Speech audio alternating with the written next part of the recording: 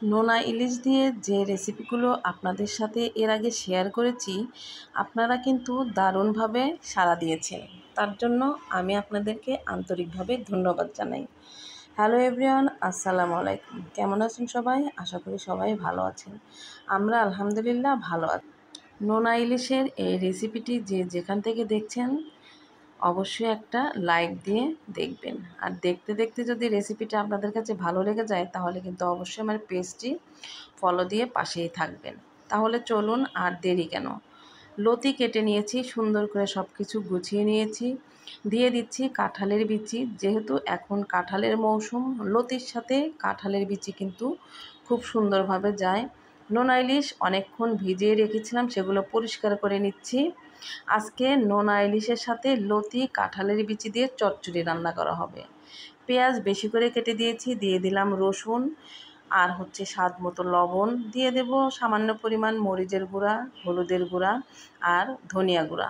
আর কোনো মশলার কোনো প্রয়োজন নেই। দিয়ে দেব সরিষার তেল। এই রান্নাগুলোর সাথে সরিষার তেল কিন্তু খুবই সুস্বাদু। আর লতি দিয়ে নোনা ইলিশের এই চচ্চড়ি খেতে কিন্তু অনেক ভালো লাগে। যারা কখনো নোনা ইলিশ দিয়ে, লতি দিয়ে, কাঁঠালের বিচি দিয়ে কখনো রান্না করে খাননি, তাদেরকে বলবো একবার হলেও এই রেসিপিটি ট্রাই করবেন।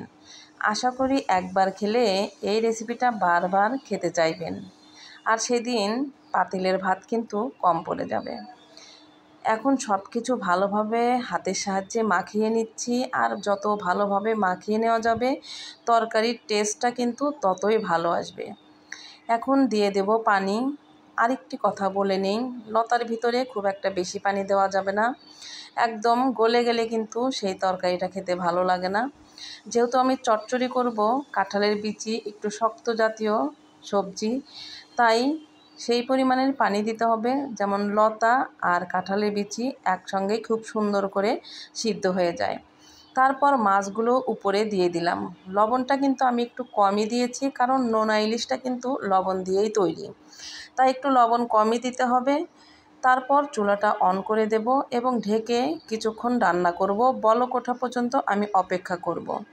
তারপর একটু ঢাকনা তুলে দেখব রান্নাটা কেমন হচ্ছে আর স্মেলটা কেমন বের হয়েছে।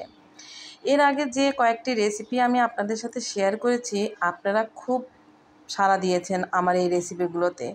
তাই ভাবলাম যে আজকে লতি দিয়ে নোনা ইলিশ আর কাঁঠালের বিচি এই রেসিপিটাও আপনাদের সাথে শেয়ার করব। আর আশা করি আপনাদের সবার কাছেই এই রান্নাটা অনেক ভালো লাগবে। পরিবারের সবাইকে এই রান্নাটা খাওয়াতে পারলে কিন্তু নিজেকে অনেক ধন্য মনে করবেন। আমার রান্নাটা কিন্তু ডান হয়ে গেছে।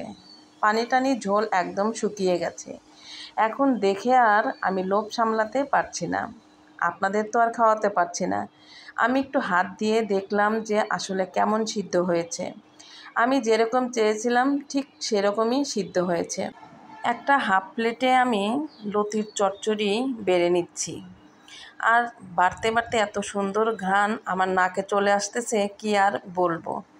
তো গরম ভাত যেহেতু আমার রেডি হয়ে গিয়েছে, তাই আর দেরি কেন, আমি ঝটপট এখন এই চচ্চড়ি দিয়ে খেতে বসবো। তো আপনারা শুধু দেখতেই থাকবেন। আপনাদের জন্য রেসিপিটা রেখে গেলাম। ভালো লাগলে অবশ্যই রেসিপিটা একদিন ট্রাই করবেন। ভালো থাকবেন সবাই। খোদা হাফেজ। আসসালামু আলাইকুম।